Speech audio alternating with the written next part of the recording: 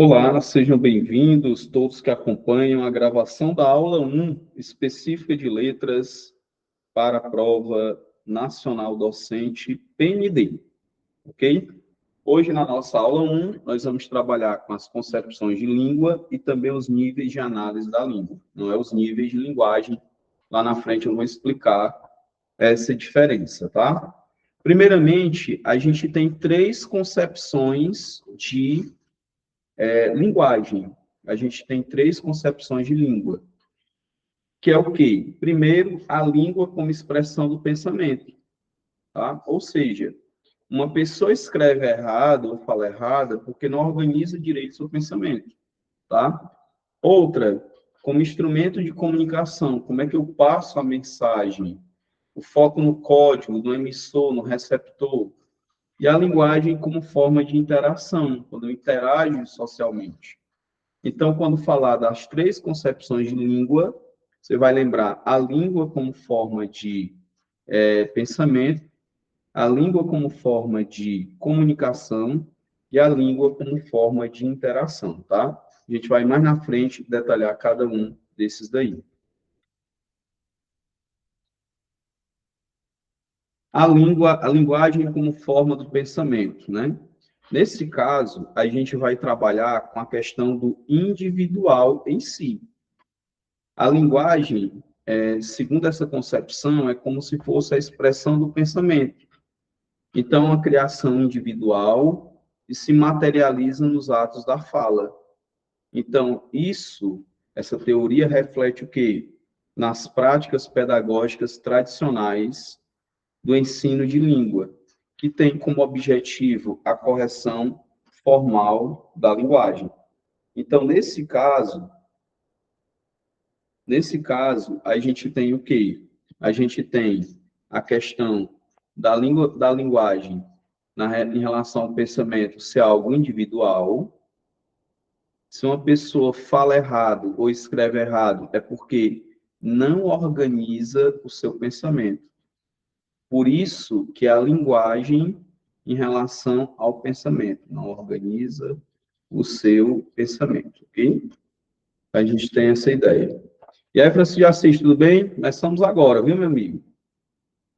Ótimo, né? Deixa eu só relembrar para você aqui o início, tá? O início, a gente tem três concepções de língua, tá?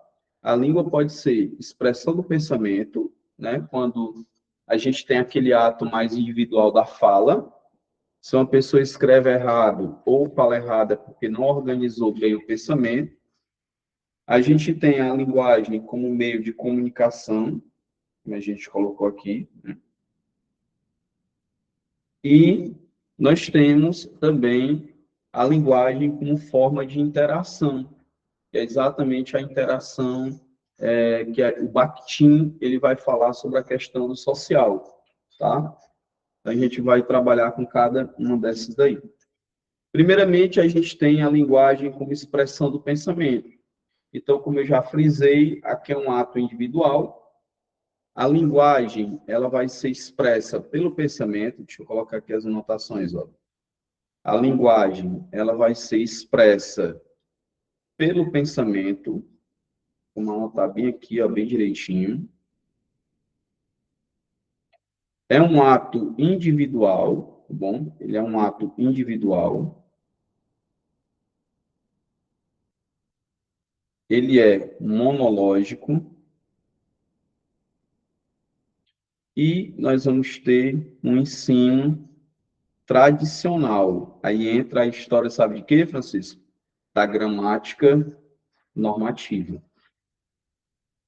Então, quando cair a questão da linguagem expressa pelo pensamento, ato individual e ato monológico, aí você vai lembrar dessa ideia, tá? Beleza? Aí nós temos o seguinte: o indivíduo exterioriza seus pensamentos, tá? Principalmente através de quê? Através da língua. Então, nessa parte aqui, ó, nós temos a ideia. O que existe é a língua e o indivíduo que a utiliza. O outro não é considerado o quê? Importante. É porque aqui não tem a questão do outro em si, do receptor, porque o objetivo é o quê? Como é um ato individual, eu vou focar apenas o quê? No que o Francisco fala, né? E o que também o Breno fala.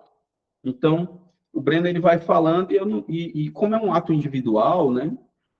O ato do pensamento, a linguagem como expressão do pensamento, ele busca apenas o emissor, a pessoa que fala. Então, ele não se importa muito, ó, isso é questão de prova, viu? Ele não se importa muito na questão da recepção que o outro vai passar, entendeu? Então, essa é a ideia. Então, vamos relembrar aqui, Breno, a nossa amiga que chegou agora, não estou conseguindo ver aqui a pessoa. Deixa eu ver aqui. Só um minutinho. Ah, nossa amiga Paulinha, tudo bem, Paulinha? Tudo bem. Então, a Paulinha também acompanhando aqui a nossa aula. E aí nós temos aqui a língua como forma de pensamento. Então, vamos relembrar aqui de novo. Anotando aí, Breno. Não, aqui é específica de letras, viu? Ó, a linguagem expressa pelo pensamento é um ato individual, monológico, ensino tradicional e gramática normativa, tá ok? Beleza? Então, nós temos aqui o seguinte. Quando um aluno, aí tem uma questão, pode cair nas provas, que é importante. Quando um aluno escreve com erros gramaticais, essa concepção tende a entender que ele não sabe pensar direito ou não organiza o pensamento. Beleza? Aí o domínio da escrita, né, que está relacionado ao raciocínio lógico, por expressar o que está no campo interno da mente. Então, a gente tem essa ideia. Deu para entender a linguagem como forma de pensamento? Paulinha, Francisco, deu para entender, né? Então, a pessoa, para essa concepção, se você fala bem, é porque você pensa bem, porque o pensamento está organizado. Se você escreve ruim, é porque você está pensando de forma desorganizada. Então, essa concepção não se preocupa no contexto, como é um ato individual, se preocupa apenas com a pessoa que vai emitir a ação. E aí eu tenho a linguagem como meio de comunicação ou intercompreensão. Nesse caso, a linguagem serve para transmitir uma mensagem. Deixa eu colocar bem aqui. Isso, exatamente. Com certeza, viu, Francisco de Assis? Ó, serve para transmitir uma mensagem. A segunda concepção de língua como meio de comunicação. Então, aqui é o seguinte, ó, sai da concepção de pensamento e para que serve a linguagem? Para transmitir uma mensagem. Essa é a ideia. Então, eles vão focar na questão da mensagem em si.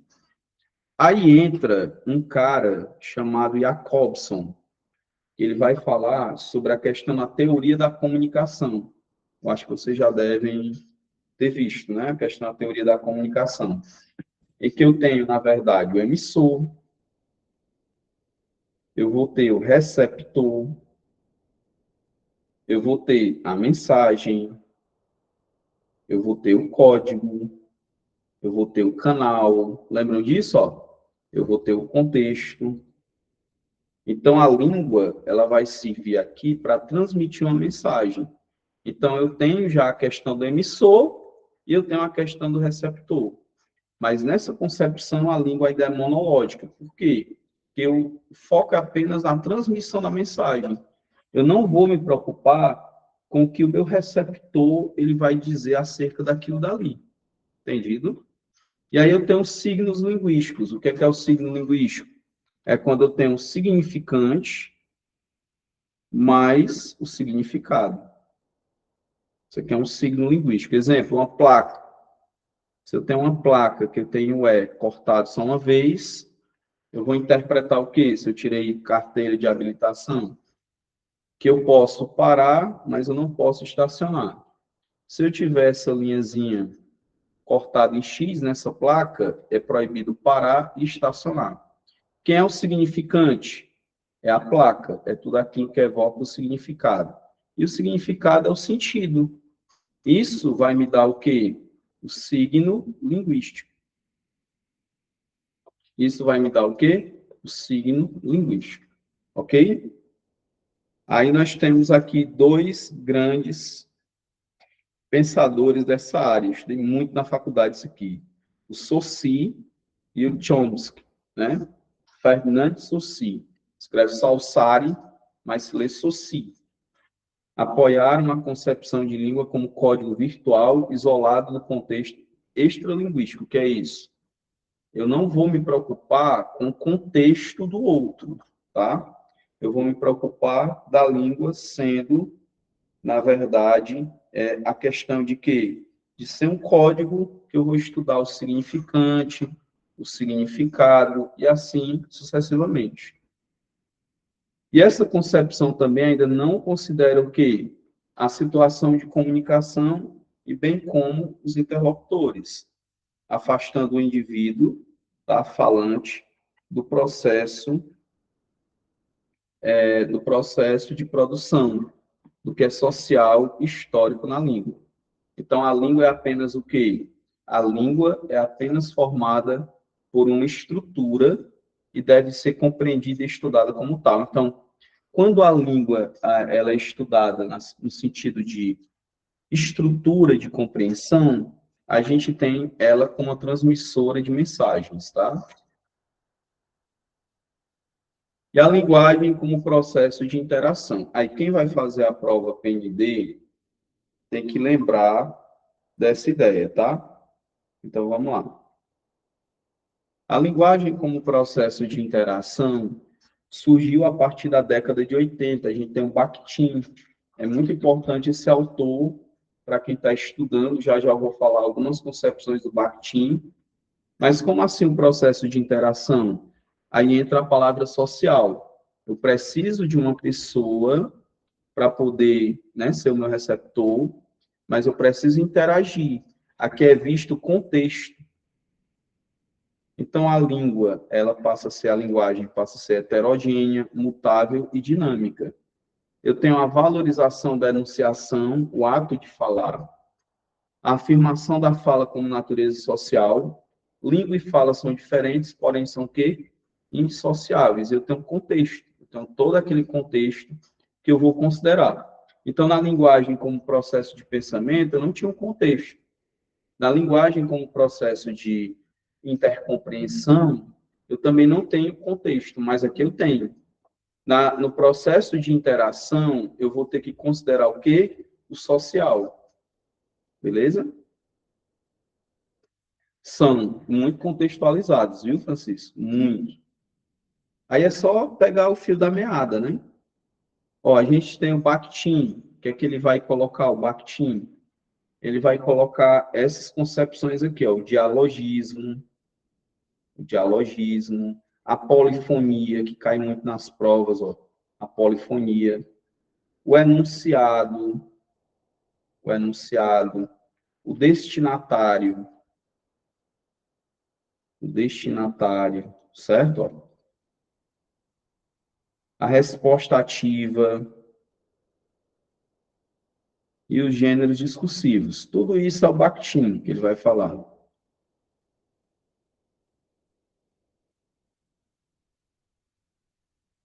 Aí você pergunta assim, o que é o dialogismo, né? Todo texto ele vai conversar com o quê? Com outros textos. São chamados de dialogismo. Todo texto ele conversa com outros textos. Então, o dialogismo trabalha com isso.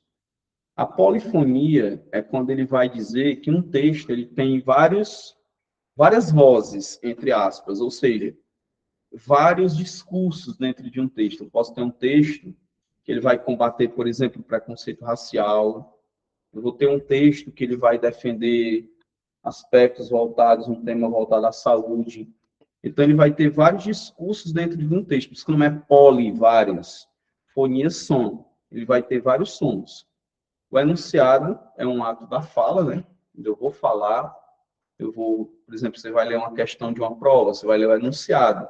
É uma fala ou texto produzido em uma situação. Eu tenho um destinatário, todo enunciado é feito para alguém, qual é a pessoa que eu vou destinar esse texto? Então, tem um destinatário e tem os gêneros discursivos, que são formas relativamente estáveis de comunicação. A carta, a notícia, a receita, tá? E escrever é interagir socialmente. Olha que contexto legal. Escrever é interagir socialmente, tá? Aí eu falei já disso, da polifonia também, é porque aqui eu já falei de todos. Os gêneros discursivos, e eu já tenho uma questão da banca PND, né? Texto para as questões de 1 a 3. Olha aí, vamos lá. Ao componente língua portuguesa, cabe proporcionar aos estudantes experiências que contribuam para a ampliação dos letramentos, de forma a possibilitar a participação significativa e crítica nas diversas práticas sociais permeadas, constituídas pela oralidade, pela escrita e por outras linguagens. As práticas de linguagem contemporâneas não só envolvem novos gêneros e textos, cada vez mais multissemióticos e multimediáticos, como também novas formas de produzir, de configurar, de disponibilizar, de replicar e de interagir. As novas ferramentas de edição de textos, áudios, fotos e vídeos tornam acessíveis a qualquer um a produção e a disponibilização de textos multimodais nas redes sociais e em outros ambientes da web. Qual alternativa, olha aí, ó, qual alternativa apresenta um procedimento didático adequado à concepção de linguagem da BNCC? Tudo aquilo que tiver, olha, dica de prova, tudo aquilo que tiver aquela coisa engessada, aqueles modelos prontos, engessados, está errado. Sempre vá primar em algo mais atual, voltado principalmente à parte tecnológica. Olha o que é que fala: leitura de um conto e produção escrita de um parágrafo opinativo, seguindo o modelo previamente fornecido. Já é errado.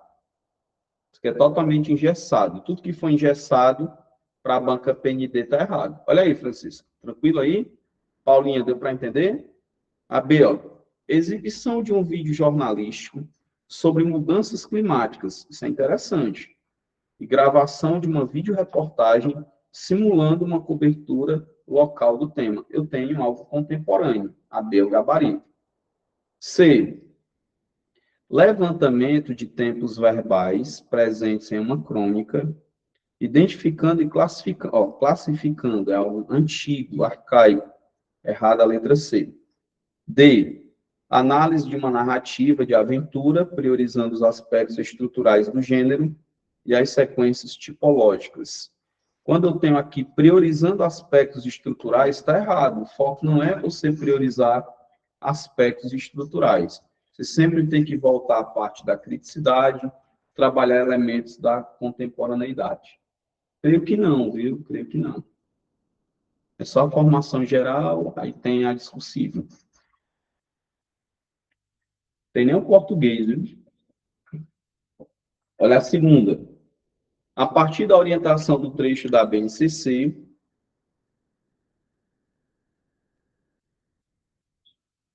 assinale a alternativa que apresenta uma prática avaliativa adequada à concepção de linguagem presente no documento.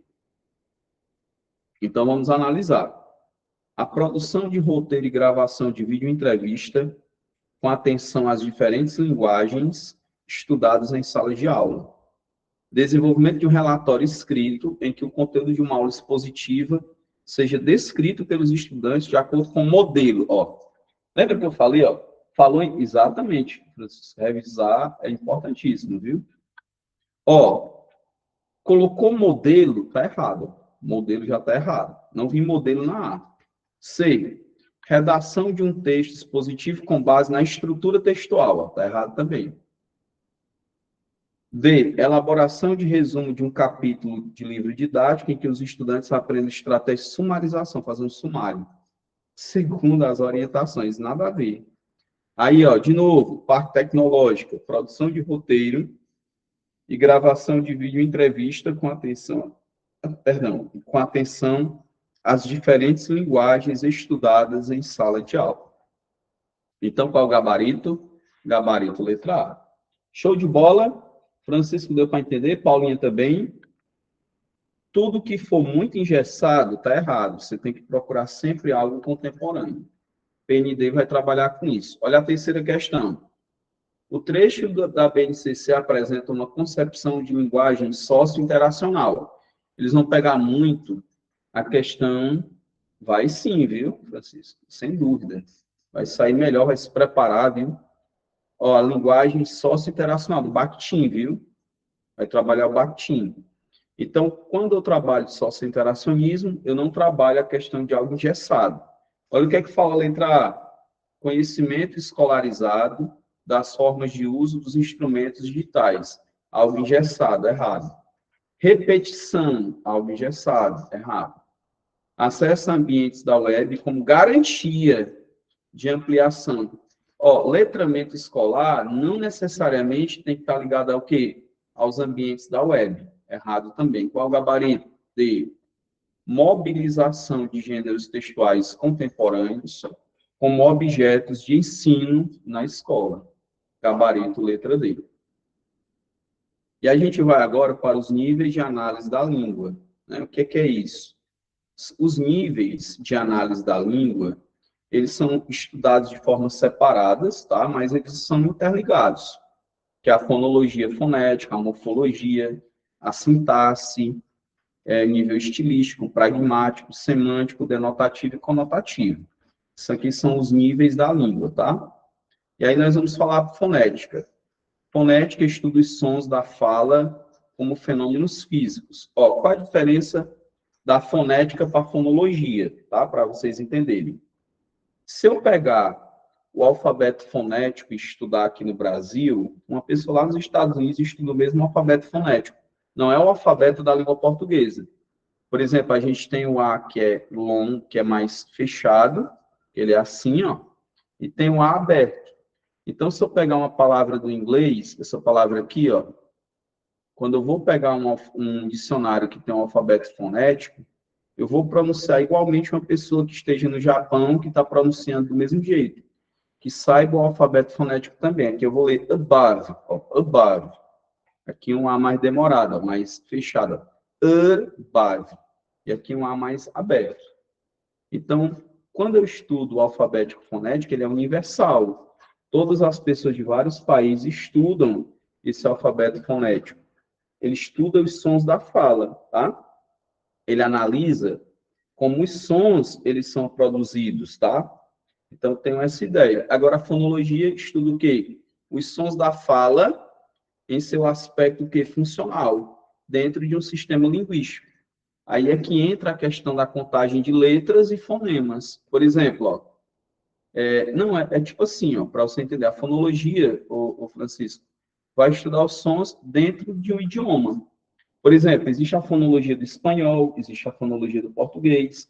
Por exemplo, aqui uma curiosidade, ó, no espanhol, meu nome seria escrito assim, ó, Ronieri. O J tem som de R, ok? Quando eu estudo a fonologia do português, eu posso colocar um R aqui sem medo de ser feliz, ó. Então, coloco a palavra Ronieri desse jeito, tá? Então, fonema, a fonologia vai estudar principalmente o quê? Fonemas e letras, tá? Então, por exemplo, que nada, vocês sabem também. Fonemas e letras. Fonemas é as unidades sonoras, né? E a letra vai ser exatamente o que? A representação do som. Por exemplo, ó, nem sempre a quantidade de letras vai ser igual à quantidade de fonemas. Se eu pegar a palavra casa, eu vou ter 4 letras, ó. O C, o A, o S e o A. Quantos fonemas? 4. Eu tenho 4 sons. O S tem o som de Z. Se eu pegar a palavra champanhe, né, que é o champanhe, vamos ver quantas letras eu tenho na palavra champanhe. 1, 2, 3, 4, 5, 6, 7, 8, 9. 9 letras, ó. Né? 1, 2, 3, 4, 5, 6, 7, 8, 9. Quantos fonemas eu vou ter? O CH, ele vai valer pelo X, ó. Então é um fonema. O A é meu segundo fonema. Só que esse M aqui, ó, ele é como se fosse assim, um an, tá vendo, ó? Ele nasaliza a vogal anterior. Ó, vou ler assim, ó. Chan. O P é meu terceiro fonema, o P. O A é meu quarto fonema. O NH vira meu quinto fonema, que é o som do NI. E o A vai ser meu sexto fonema. Então, aqui eu vou ter 9 letras e eu vou ter 6 fonemas. Então, nem sempre a quantidade de letras equivale à quantidade de sons, entendido? Eu não tenho essa garantia. Meu filho se chama Yuri. Aqui dizem que é errado, que teria que ser Yuri. Não, nome de pessoas não é errado. Você bota do jeito que você quiser, nome de pessoa. Não tem problema não. Porque o nome de pessoa ele é muito particular. Às vezes eu sempre tenho essa pergunta, às vezes a pessoa diz assim, agora tem que ter cuidado só com sobrenomes. Por exemplo, ó, Souza. Souza, o ideal é que seja com S, porque Z é o som. Mas se o seu Souza for com Z, não tem problema, entendido? Tem que manter a mesma coisa. E os nomes a gente coloca de várias... Por exemplo, o nome do meu terceiro filho é Luca. Eu coloquei com 2 Cs, ó, e tirei o S. Luca. Entendeu? Então, Yuri fica até mais bonito aí com Y, viu? E o Y agora faz parte do alfabeto. É porque antigamente erravam-se muito no cartório e o Y não fazia parte do alfabeto, tá entendendo? Aí, quando colocava o nome, por exemplo, da minha mãe era Marli com Y, aí dizia, rapaz, o nome da tua mãe com Y é Marli, com Y. Nome russo, né? Pois é. E aí, dizia, vale, mas é com Y, mas é o nome da pessoa, não importa, a gente coloca do jeito que a gente quer, entendeu? Não pode ser um nome ofensivo. Hoje os cartórios, eles bloqueiam, né, nomes de pessoas que remetem à questão de atrocidades da humanidade. Você não pode mais colocar esses nomes, mas nomes assim, bonitos, que não tem nenhum tipo de problema, não tem problema, tá ok? Bem, e a sintaxe? A sintaxe vai estudar, essa palavra vem do grego, viu? Ó? Vem do grego sintax, que significa organização. Então, no grego, sintax, que significa organização. Quando a gente estuda a sintaxe, a gente vai estudar se a frase está na ordem canônica, que é a ordem canônica? A ordem direta, ou se está na ordem inversa. Vou dar um exemplo. Ó. Aqui eu tenho, eu gosto de estudar. Então, eu tenho a ordem canônica, que é o quê? Eu tenho o sujeito, que é o eu tenho o verbo e eu tenho o complemento. Então, tem o sujeito, verbo, complemento, tá? Então, isso aqui é a chamada ordem canônica. E eu tenho a ordem inversa, por exemplo, ó, de estudar, vírgula, eu gosto.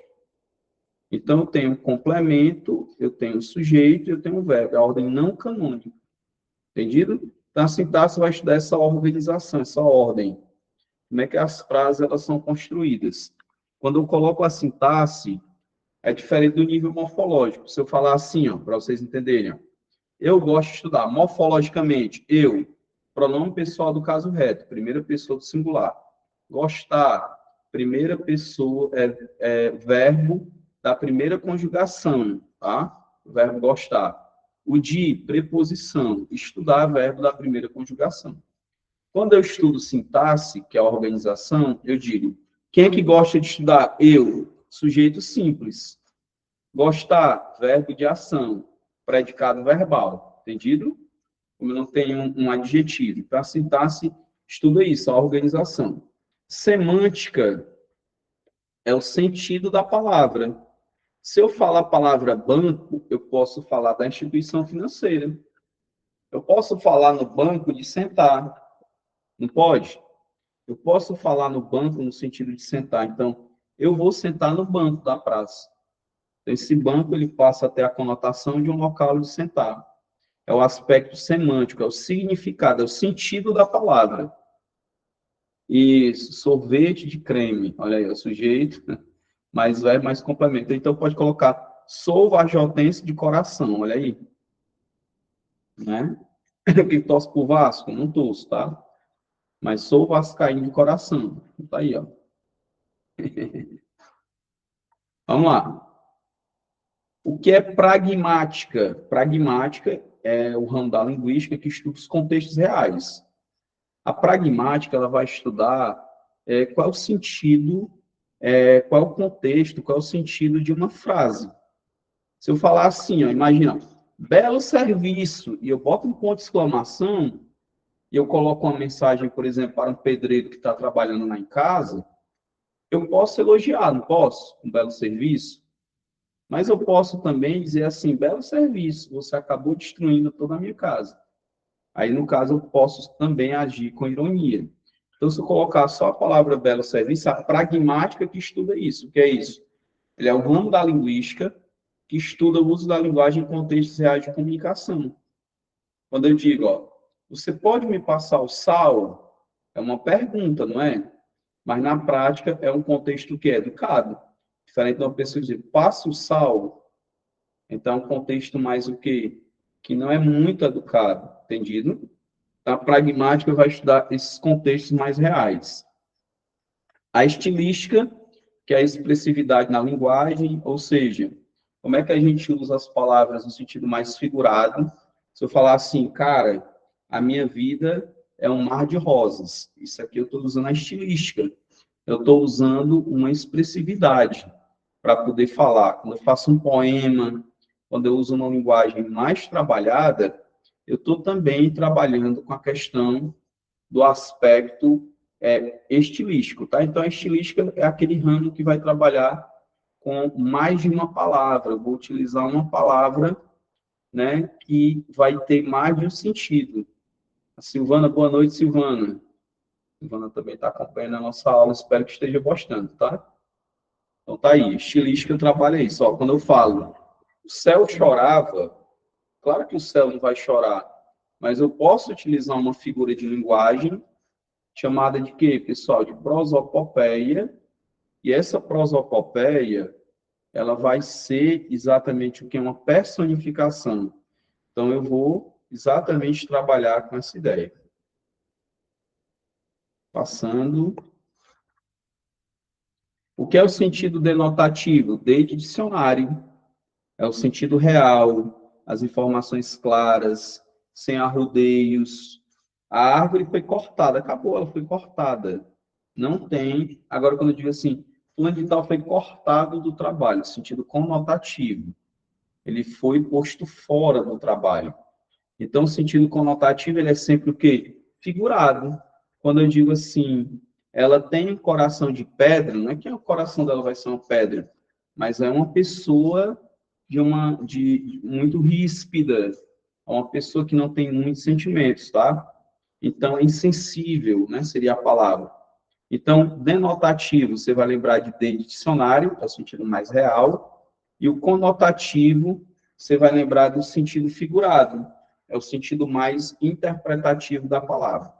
Não confunda duas coisas. Níveis da linguagem é diferente de níveis da análise da língua. Os níveis da linguagem é o verbal, não verbal, formal e informal. Nós não estamos estudando isso. Nós estamos estudando o quê? Os níveis de análise da língua, tá? Esses níveis de análise da língua é exatamente o que? O estudo interno da estrutura, tá? Da língua, sons, palavras, frases, sentidos. Que é a fonologia, a morfologia, que eu acho que eu não coloquei aqui, tá? Deixa eu ver se eu coloquei a morfologia. Eu acho que não. Mas deixa eu colocar aqui os aspectos morfológicos, tá? É assim, ó. A morfologia, ela vai estudar exatamente a formação das palavras. Por exemplo, ó, uma questão que trabalhou muito no PND são as formas presas. Por exemplo, ó, na morfologia, eu tenho aqui, vou pegar aqui a palavra feliz, ó. Feliz é a palavra-chave, e eu tenho in, que é uma forma presa. O que é uma forma presa? Ela precisa de uma outra palavra para ela ter um sentido. Ela sozinha, ela não vai me passar nada. O in sozinho é o que? É um in.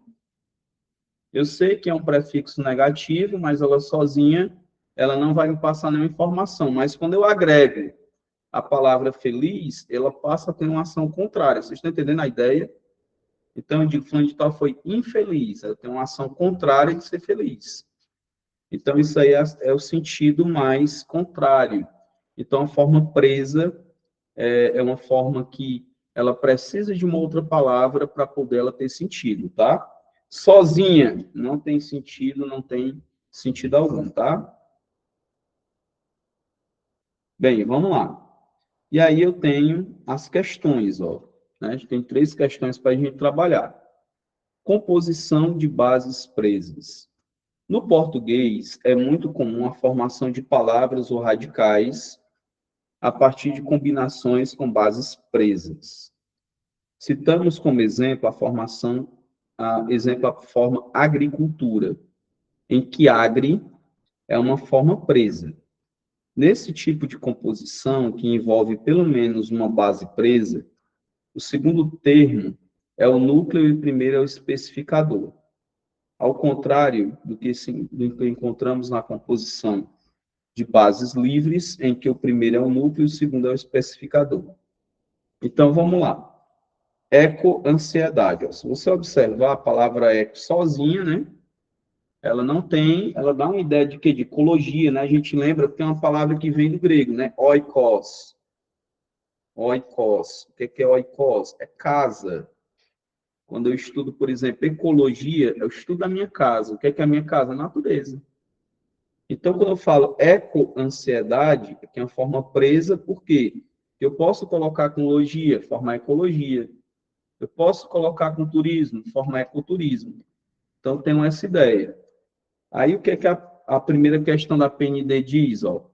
Comparando os textos 1 e 2, compreende-se que a palavra eco-ansiedade exemplifica um caso de composição por base presa.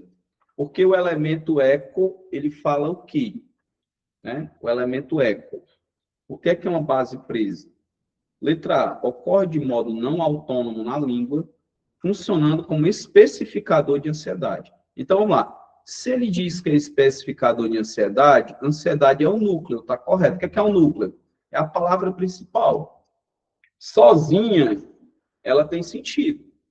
Então, ela é o núcleo. Então, a palavra eco realmente é um especificador, que é uma forma presa. O gabarito é A. O que a B está errada? Atua como palavra independente. Bora lá? Se a palavra eco é independente, eco sozinho tem sentido, pessoal? Tem não. Então, está errado na letra B, quando diz que a palavra eco é uma palavra independente. C. Funciona como sufixo? Não, é um prefixo. Totalmente errado essa letra C. Ó. D. Sofre alteração fonológica? Não sofre nada, não. Sofrer alteração fonológica é se eu colocasse aqui outra letra, um K, por exemplo, aí não sofreria, não. Se eu colocar outra letra que não fique a palavra eco. Aqui eu tenho eco e não sofreu nenhuma alteração, não. Cuidado com essas questões muito extremas, tipo assim, sofre alteração fonológica, funciona como tal coisa. Geralmente são itens errados, tá? Relacionados à banca PND. Olha aí, segunda, da prova PND, quero dizer. Durante uma aula de língua portuguesa, um professor apresenta no texto 2 e propõe uma atividade sobre o processo de formação da palavra ansiedade. O que é que tu tem que lembrar numa questão dessa, quando cai no PND? Ele quer saber se você sabe o nível da fala, o nível da língua. Isso aqui é voltado ao quê, pessoal? A morfologia. Não são as partes? Ó, eco-ansiedade. Eu tenho a palavra eco, que é um prefixo, e eu tenho a palavra ansiedade. Eu tenho um especificador e eu tenho um núcleo. Eu tenho o prefixo e eu tenho a parte principal. Para garantir uma análise coerente com os princípios observados no texto 1, o professor deve orientar nessa atividade que os estudantes identifiquem palavras com estruturas. Estruturas é o quê? Morfo. Morfo é forma. Estrutura. É a A, cara. Olha como essa questão é fácil, ó. Sem medo de ser feliz. O que a B está errado? Sintaxe. Eu não estou estudando sintaxe. Contexto é a pragmática, eu não estou estudando pragmática. Pesquisa os impactos, eu também não estou falando de produção de texto. Entendido? Quando eu falar em estrutura, eu estou falando de morfologia. Quando eu estou falando de processo de formação de palavras, a morfologia estuda o quê? A estrutura das palavras, a formação das palavras e as classes gramaticais. Então, eu tenho essa ideia aí. Gabarito letra A, tá? E a terceira e última questão da nossa aula, ela diz assim, ó. Quais conhecimentos devem ser mobilizados para explicar o uso da palavra econcedato? Se você respondeu a 2, você já sabe da resposta da 3. Qual é, pessoal? Eu estou trabalhando prefixos e eu estou trabalhando sufixos. Que é voltar da área de quê? A área da morfologia. Qual o gabarito? Letra C. Entendido?